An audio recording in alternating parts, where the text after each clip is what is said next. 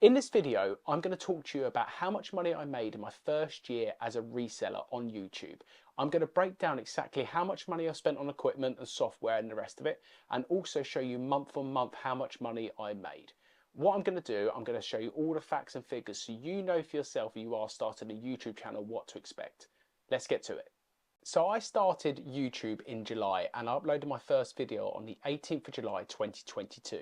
Now, as we all know, you need 1,000 subscribers or 4,000 watch hours to get monetized on YouTube. Now, there is a new feature where you can get monetized doing shorts, but it's something I didn't do, and at the time that was the way to get monetized. Anyway, in July, I posted the first video and it was all about me getting my name out there to the reseller community. So I was jumping into live chats, I was interacting with other people, I was getting shout outs from other channels, which I'm really grateful for. And that really helped me get started.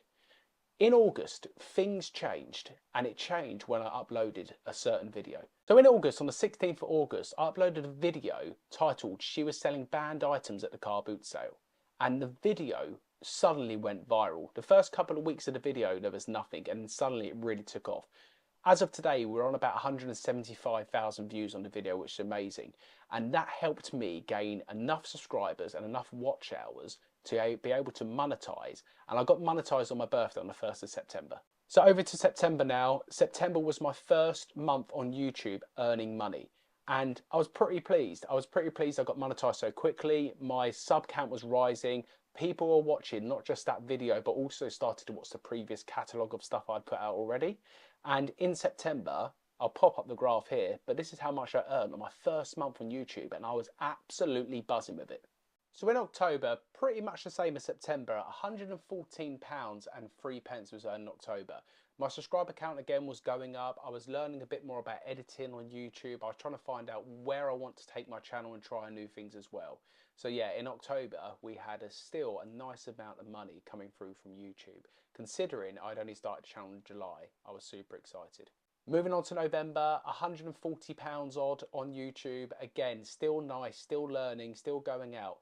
Bear in mind, I was finding the car boot sale videos were performing the best for my channel. I was finding the whole hunt of going to the car boot sale with the GoPro on was really helping get things done. So I was trying to use the GoPro a bit more. I was trying to get out there a bit more and trying to go and film some interesting stuff, and then videos seemed to be performing quite well.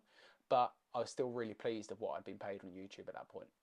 And then came December. I decided to do Vlogmas in December and put out a video every day from the 1st of December right the way through to the 26th. And I'll be honest with you, I found it an absolute struggle. And for me, it was an absolute flop. You can see without the car boot sale videos how much I earn on YouTube by putting out more content. Sometimes less is more on YouTube. And that kind of made me realise that actually not putting a video out every day is actually quite good for your channel. I think it's quite good for the YouTube algorithm as well, where you're not just pumping it full of content. So what I try and do now is space out my videos a lot more. And I'll never be doing vloggers again personally. I found it a real struggle. I found the motivation wasn't there, and I found the quality I was putting into my videos was not where I wanted it to be, especially halfway through Vlogmas. And in January, I felt like I hit a bit of a brick wall. I felt I didn't have as much energy and as much excitement for the YouTube channel. I did do the 24-hour live stream in January, which was really enjoyable, but live streams do not earn you as much as the normal video. So although I'd put 24 hours effort into a video, for what I'd been paid for it, and I'm going to flash it up here for the live stream, it wasn't a lot. And I think a lot of people, when you see people put out YouTube content and think James has done a 24-hour live stream, this is going to earn him loads of money. As you can see, it really doesn't. But that was something I really enjoyed. And actually, although I didn't earn much on YouTube in this month, it did kind of pick me up a little bit when I was feeling a little bit flat after Vlogmas.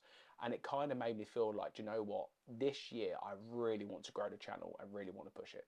So in February, the car boots were starting to slowly open. I was trying to find a few more of them to go and put the GoPro back on and film and get back out there. And I noticed the YouTube money started to go up again slightly. So that again screams to me that the videos that do the best as a reseller from YouTube, in my experience on my channel of what my audience like, was the car boot sale videos. So in my head, I was feeling like I need to be putting more of them out. How can I put more good car boot sale videos? And how can I find the way to really get my audience to interact with the videos. You know, how can I get the comments? How can I get the likes? How can I get the interaction? So I was trying a few different ideas to try and get the audience to participate in the comment section a bit more. And then March, again, a slight increase on the earnings. So considering in January around the £60 mark, I was very pleased to kind of double that by the time we hit March. Again, I was feeling like the car boot season was really starting to kick off. And actually I felt like I had a bit more energy with YouTube. I felt engaged again. I think I took a bit of a blip at the end of February where I kind of took a little bit of a break off YouTube, just because it's sometimes so much when you're working a full-time eBay job and the amount of work that goes into there, and then to put your heart and soul into a YouTube channel is sometimes really difficult. And that's the harsh reality and the harsh truth of it. It's not as easy as the 15-20 minute videos you guys see. We put a lot of effort into creating the video, thinking of ideas, filming it, editing it, and then releasing it. And sometimes when the video flops, it's really hard to motivate yourself to release the next video. But anyway, I was starting to see a slight rise with regards to the income. April, again, very good month on YouTube. I was very pleased with what I was earning on YouTube, and to earn around £160, I was very happy. But again, I still felt there was more potential there. I still felt I wasn't doing enough. I still felt I could probably give a bit more into it. And around April time was actually when I made the decision that I was going to start to slowly niche down into clothing for my business. And I was really worried at that point, because I thought to myself, am I going to lose my existing audience because clothing's not for everyone? Which is why I'm going to still pick up the odd everything item for the business to keep it interesting for the YouTube audience. But I did have a fear about whether I was going to lose audience participation, and it really had me worried. And then we come into the month of May, and this so far is the best month I've had on YouTube. And then we move on to May, and I'm going to call May Viral May. Not because the videos went viral like my previous video that blew up my channel when I first started, but I put out 3 car boot sale videos over a bank holiday weekend, and all 3 done really well. I think the lowest one of them got was around 12,000 views, and I think I got up to about 35,000 views, and that was based over the 7 days is what I kind of look at. And I believe that's because in my field as a reseller, not a lot of people at that point, surprisingly, were putting out GoPro in the car boot sale footage and filming around the GoPro. And I think YouTube pushed myself and a few of the other resellers who also had really good viral videos, loads of traffic their way, which really helped. And I believe that's why it done really well. Anyway, looking at the figures for May, as you can see when I put the chart up here, £595.92 in the month of May. By far my biggest month doing YouTube. Absolutely crazy, I couldn't believe it. And then when we move on to June's total, we're still doing pretty good. £409.03. So still very, very, very good in June. And where we are as of today in July, it's dropped down again. We're at £115.57. But I'll be honest, in July, I haven't really been out filming with the GoPro, which is really stupid, because if you look at where the sort of spikes are, it's where I'm putting out that GoPro footage at the car boot sale. So let's talk equipment. Let me talk to you a little bit about the equipment I brought to run this YouTube channel. Now, a little disclaimer here, you do not need any of this equipment. I like my tech, I like doing things how I like to do it. And I probably have overspent on a few things. But let's break down the equipment first of all that I used for YouTube, and then I'll talk about the software I used as well. Anyway, so the GoPro was a gift from the lovely wife. So she gifted me the GoPro for my birthday, which was in September. I got it a bit early so I could start filming the car boot sale. But I would say anything from a GoPro 8 or 9 upwards will do you absolutely fine in the car boot sale field. Some of the old GoPros will do the job, but you might get more errors with the SD card and it might take a bit longer to upload. So do a bit of research on that first of all. Next up, I'm going to talk about the drone. So the drone was something that I wanted for a bit of fun, but also for the business. I kind of looked at it and thought to myself, not many, I couldn't find any in fact, resellers were doing a bit of a drone shot of the car boot sale to help with editing. So that was a little treat to myself, but as you can see, I'm going to put all the prices up here. Very expensive bit of kit. These mics, quite recent purchase, again, not cheap, but hopefully the sound quality when I do this kind of video will come across a lot nicer than having my AirPods in or sitting in front of a microphone all the time. And talking of the microphone, I brought the microphone for the podcast I do on a Tuesday. I don't use it as much as I thought I was going to use it, but I might have to start using it more because again, it's not a cheap bit of equipment. And the other thing I want to talk about is the pod, the Joby pod here that I'm holding the camera up while it's facing me here. These are really cool because you can attach lights, you can attach a GoPro and a phone all at the same time. And I will post up here how much it was as well in the list to give you an idea. But as I say, all of this stuff you don't need to start a channel. All you need is your phone and yourself. That is it.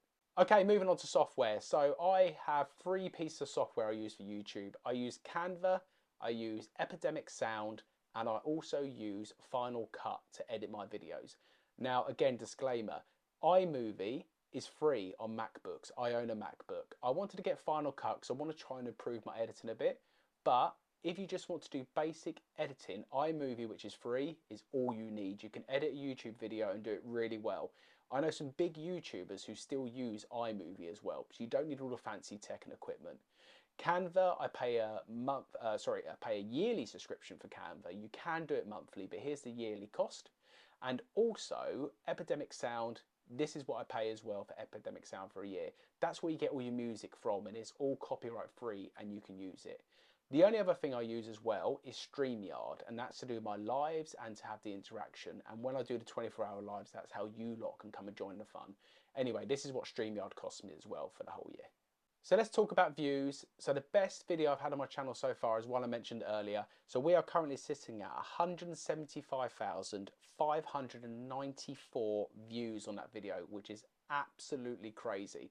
When I started this channel, as I've said many times, I didn't expect to get 10 subscribers. So to get that many views has blown my mind. But surprisingly, well, maybe not surprisingly for some, when it comes to how much money I've earned on a video, the best performing video is this one here. I wanted to buy it all, the bank holiday car boot video, which I mentioned earlier on, that went a bit viral, 39,300 views, but that has made me £220.86 as of now, just on that one video. And to give you an idea, if I scroll down here and see the viral video's only made me £85.35.